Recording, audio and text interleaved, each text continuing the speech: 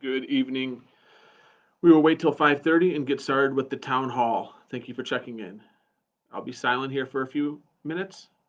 We will get started at 5:30 with the town hall. Thank you for tuning in.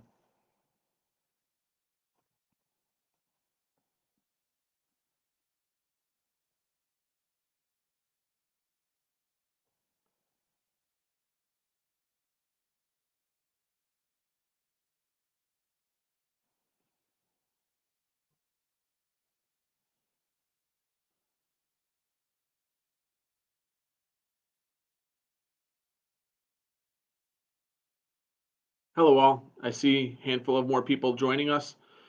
We will start promptly at 5:30. So thank you for checking in. I will go silent for about 30 seconds and check in again.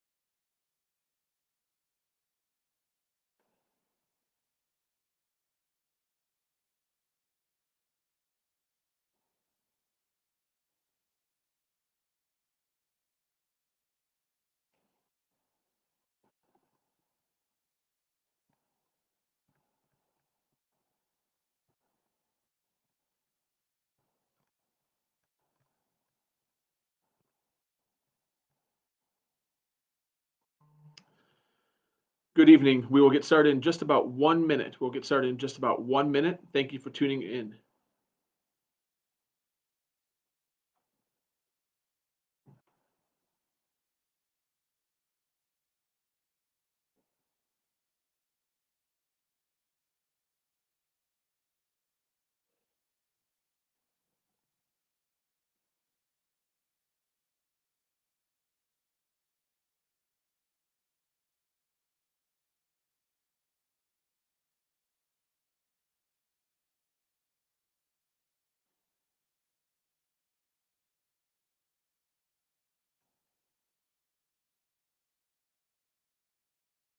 We are about 30 seconds from getting started. I see we have 28 eyes on us. That's great. I guess 56 eyes. Um, so please continue to stay with us. We'll get started officially in about 30 seconds.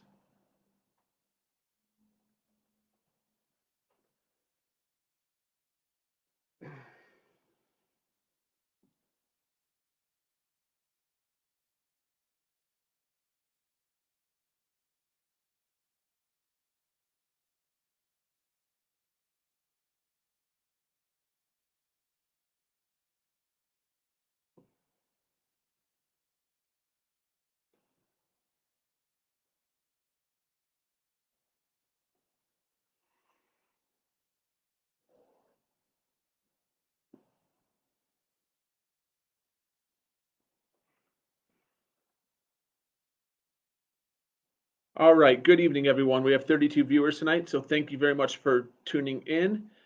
I will do whatever I can to answer as many questions for you as possible. Before we start tonight, I want to go over the protocol and what's taken place so far, what will continue to take place in the 21 days leading up to Election Day. So this is our third Facebook Live town hall meeting. We'll have one more in 2 weeks, and we have had two face-to-face town hall meetings, one at the Stillman Valley Fire Department and one at the Davis Junction Fire Department.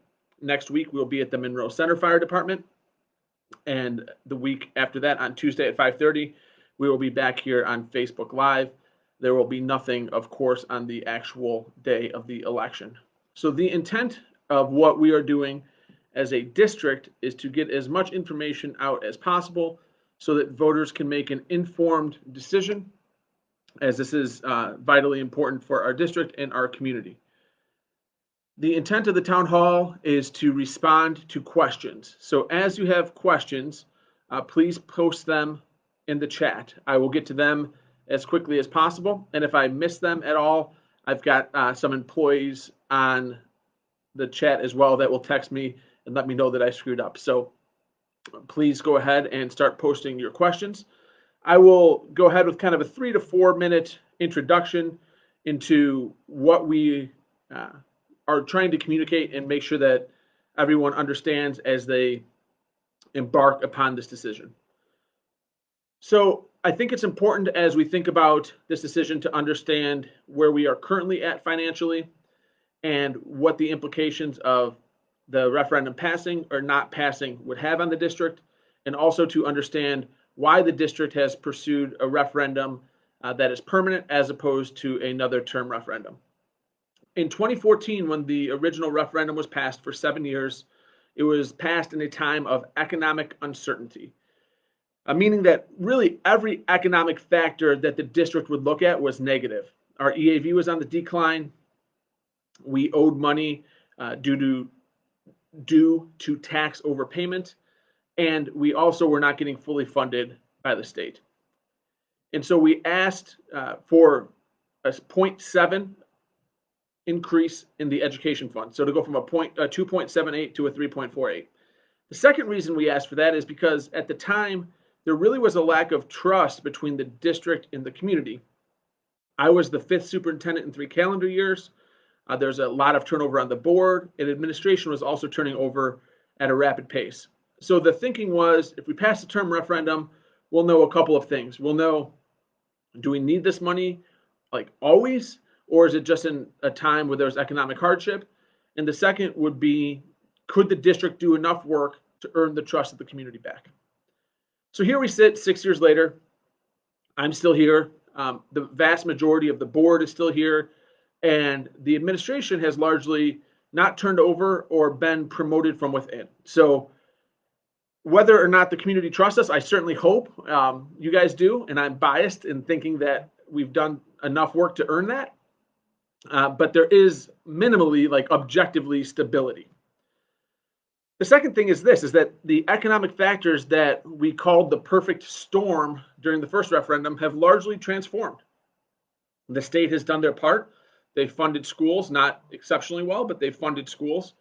EAV has been on the uptick, and the district has done a good job in paying off all of the debt with the exception of bond and interest, which is just something that districts tend to carry with it. And with all of those positive things happening, the district is still funded at 68% of what the state calls adequate. So the state has a formula that was developed by research at Illinois universities to say how much money is necessary to fund a district in order for that district to provide the type of education necessary to get all kids to standard. And per that formula, we are at 68% of what the state calls adequate. And that's with the money from the referendum coming in. So the question that is essentially on the ballot for taxpayers to wrestle with, which I do think it is a question that needs to be wrestled with, because it is a big impact on everyone that's watching this, is this. The referendum brings in $1.2 to $1.3 million in revenue. That is money the district is currently receiving on an annual basis and currently spending. So this isn't, we're not just siphoning this and saving it. This is money that we are actively using. So if the referendum, which is asking for the tax rate to be continued, is extended, that means we get to continue to expend that roughly $1.2, $1.3 million in pursuit of our goals and to achieve the mission and vision. If the referendum fails over time, the tax rate would decrease for the individual taxpayer, and then the district would have to figure out what level of service or staff or programming we would need to cut that would impact kids to the tune of $1.3 million.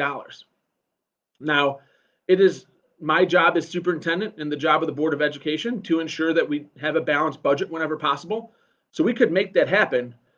The question would be, at what detriment to kids that would be? And ultimately, the question in front of taxpayers is, do we want to sustain the level of service and support currently provided to kids, or do we want the tax rate to go down over time and then to put the district in a position to determine what $1.3 million with a programming, staffing, and support to reduce.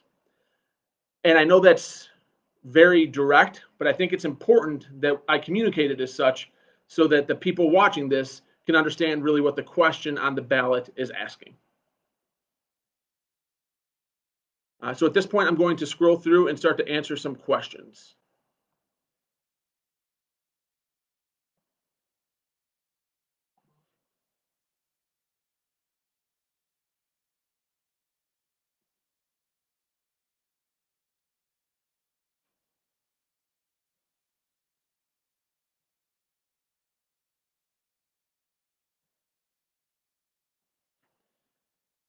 Thank you for the positive comments. It's sincerely appreciated, not only by myself, but by the staff and the board as well.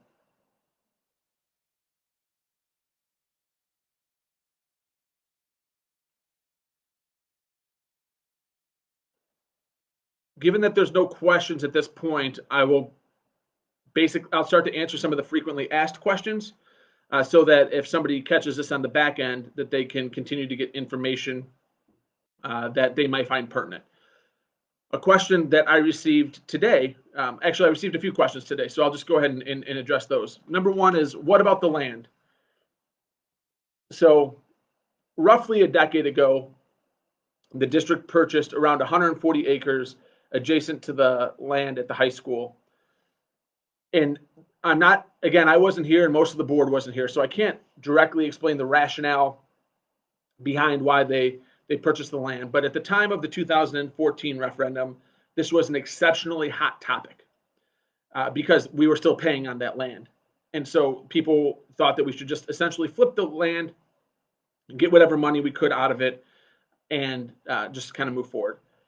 We held on to the land and we've paid it off. And so at this point, it's costing the taxpayers nothing. Now, obviously, it did cost the taxpayers money up front, but we're recouping over $40,000 a year on the lease as we've leased out that land. So while the land is a hot button topic, and I think it's a sore subject for some, and maybe rightfully so, currently it is a revenue generator for the district. And $40,000 is nothing to sneeze at. That's largely the major portion of what a first-year teacher would cost us. So when we're talking about what does that actually equate to, that equates to quite a lot. That equates to lower class sizes, more individualized service to kids, etc.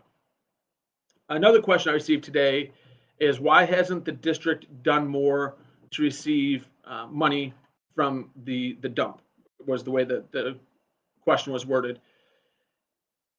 Again, I can't look back in time to know why the district didn't demand a seat at the table when tipping fees were discussed. But what I can tell you is that either we weren't at the table or we did not get the tipping fees. But what I can tell you on the back end is that we have advocated strongly to try to form a partnership with that organization with little to no success. But on the inverse of it, I guess if you're looking for silver linings, is that Davis Junction has done very well with their partnership with the organization. But Davis Junction has also done an incredible job being our partner. So they do a wonderful job supporting teachers directly in terms of supplies and donations for classrooms. And they've done a great job with our athletics, allowing us to use their facilities. And we're just working on an IGA to ensure that we kind of document this and memorialize the partnership that they've had with us. So while I think if people want to levy criticism regarding what we didn't do 15 years ago or 20 years ago, that might be fair. But what I can say is that we've worked hard to form good partnerships with many entities, but I think we've also worked really hard and well with our village partners, and Davis Junction's been a great partner for us. Another question I received today is, why doesn't the district do more to support economic development so that we don't have to have our taxes impacted by a referendum? So there's a lot of good elements to that question I would like to kind of piece apart. The first is, the best thing that we can do to build our tax base as a school is to be a good district. So I think all of you guys as local property owners know that good schools usually equate to better property values. So I know that's not good from a tax standpoint because it drives up what you pay in that regard in terms of EAV, But in terms of what we can do to make an area attractive is to do our job really well. And I would put our record as to recognitions that are firm, hardcore data recognitions to other things that are open application in the last decade against any district in the state line area. I think we've done exceptionally well. So that's number one. Number two is that the second thing that we can do to spur economic development in the area is to just be a really good partner to our villages and our cities and municipalities. And as a district, I believe that we've been a good partner, and maybe they would tell you different, but I know that we have not only been a part of, but organized conversations between our entities, meaning Davis Junction, the village, other taxing bodies, our townships, county board members that represent us, to brainstorm and try to figure out what we can do collectively to spur on economic development. And so we are efforting is the point. I think that we recognize that it would be very, very nice if we had a large industrial complex or commercial property that could take the burden off of our taxpayers. We would love that as a district as well. There's very little we can do to directly control that. I will pause for another minute or so and see if there's any questions before I kind of continue with the frequently asked questions as they have been presented to me.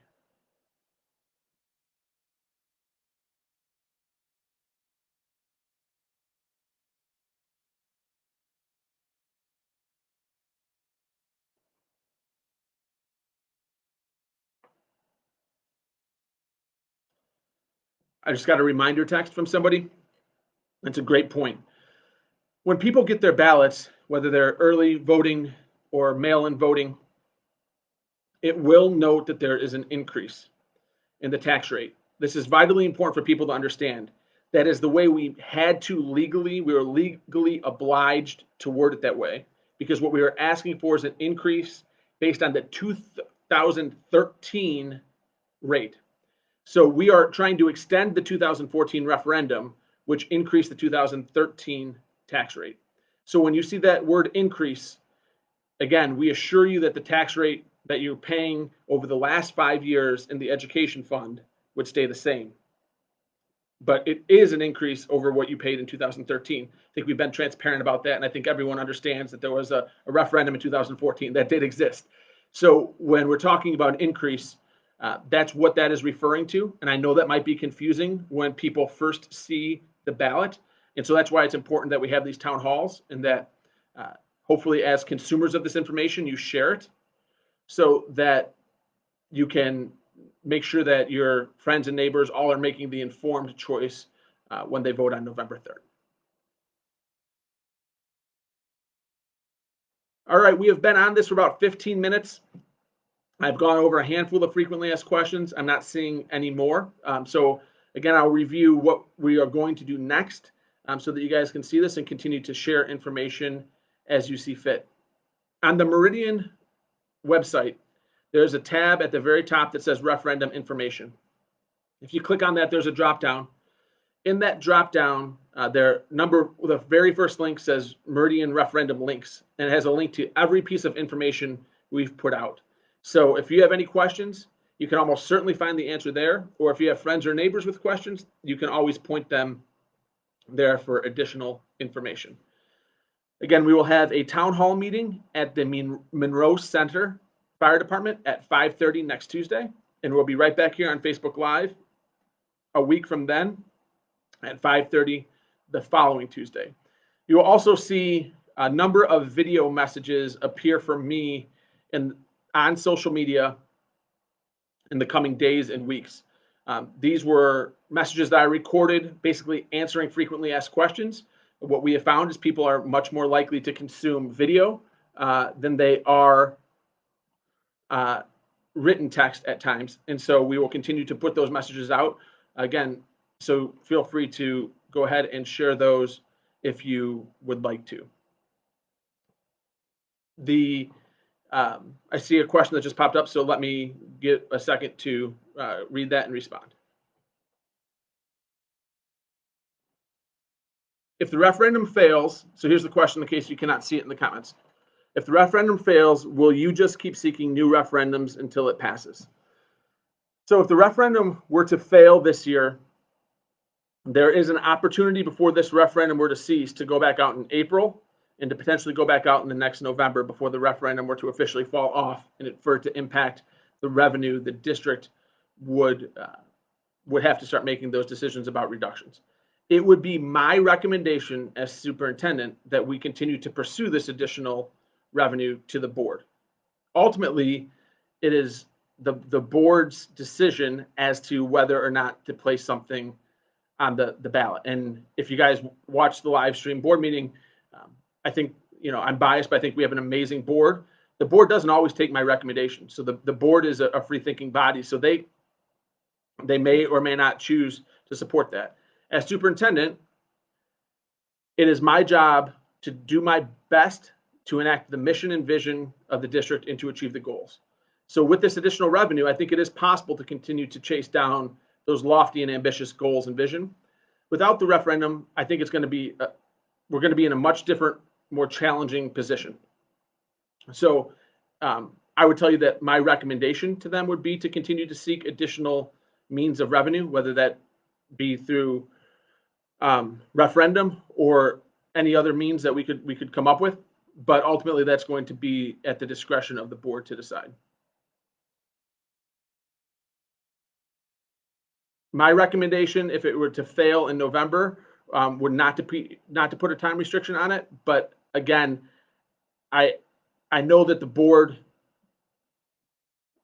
labored over the current decision, I think is the easiest way to say it. So I can't speak for the board. I can speak to what my recommendation would be. Chad, that's a great question. So I will review largely what I said at the beginning. When we went for the term referendum, so first of all, term referendums are by far the anomaly and not the norm. So we are operating in the non-normal circumstance. That said, when we passed the term referendum last time, we passed the term referendum for two key reasons. Number one is that there was a lack of trust between the community and the district. Okay, I'm sorry, my video cut out for a second. I'm sorry if that glitched on you. We went for two reasons. Number one, there's a lack of community trust with the district. I was the 5th superintendent in 3 calendar years, and there was a good deal of turnover at the board level and at the administration level. The second reason is that every economic key factor we had was on the decline. EAV was declining. The state was not funding us at 100% of whatever their ratio would say. And then lastly is that we owed money because of overtaxation to a large degree. In the last 6 years, I think we've provided stability and hopefully we've built trust and that the community can see that we've spent money wisely. And then the second thing is that with all of those economic factors turning up, meaning our EAV has gone up, meaning the state has funded the schools appropriately, and we no longer have those other debts to pay, we are still only funded at 68% of what the state deems as adequate with the referendum money. So in positive economic conditions, as positive as we have seen in tens of years in this area, we are still at what the state deems as not adequate. So thereby, we have decided that we think that our revenue stream issue is going to exist in perpetuity. And the reason it will exist forever is largely because our tax base, meaning the collective EAV, is largely not supported by industry and commercial basis. And so for us to be, and I don't know if you will like this term or not, but for me it makes sense, a competitive school district, therefore we need to continue to seek this revenue. And again, the question is simple for me. We are already spending this money. So if the level of service and support we are providing currently is to be maintained, we need that referendum. If we are going to cut the level of service and support by the tune of $1.2 to $1.3 million per year, then that's what happens when the referendum were to go away. And that's the choice of the community, right? Like my job as superintendent is to steward those dollars and to balance that budget. So that's why we put the question to the community. And so my job isn't to tell you to vote one way or the other. It's just to paint the picture for you. And that is the picture, right? Like it's either we continue to, proceed in the direction we've been proceeding, or we hope that, and then we work to figure out where that $1.3 million is going to be cut from.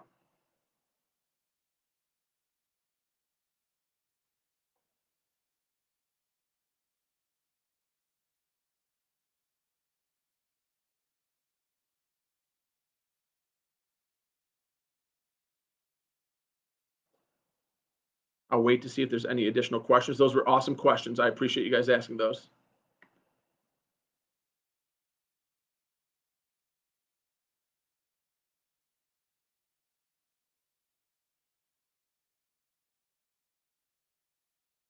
Okay, so I'm going to give kind of the concluding spiel again. If you've already heard this, I apologize. There will be another face-to-face town hall next week at the Monroe Center Fire Station. We will abide by all the social distancing, masking rules that we have in place at school. That'll be 5:30 Tuesday, Monroe Center Fire Department. The next Tuesday at 5:30, we'll be back here for Facebook Live to continue to answer any questions you have. If you need information, obviously you can feel free to email me. My email is all over the website, or call me, 815-980-0310, and I'll gladly talk through whatever you have a cup of coffee with you, whatever works. If you need, again, handouts, or you want the actual facts and figures because you like to see the actual numbers, that's the way I learned, so I would totally understand. On our Meridian website, if you click on referendum information, the first link underneath that tab will say referendum links, and that will have a guide to everything that we've sent out to families. We will continue to our parents, so people in our email database. We will send information out on Fridays. We're trying to limit it to one email per week, and we usually blast that out, the same email or very similar email. We also put out on social media on Fridays for public consumption. All right, I want to thank everyone for participating. Again, if you have any additional questions, please let me know. If you found this information valuable, please feel free to share this link on your timeline so that more people can consume this, so that they're as informed as possible when they cast their vote. Thank you very much. Make it a great day.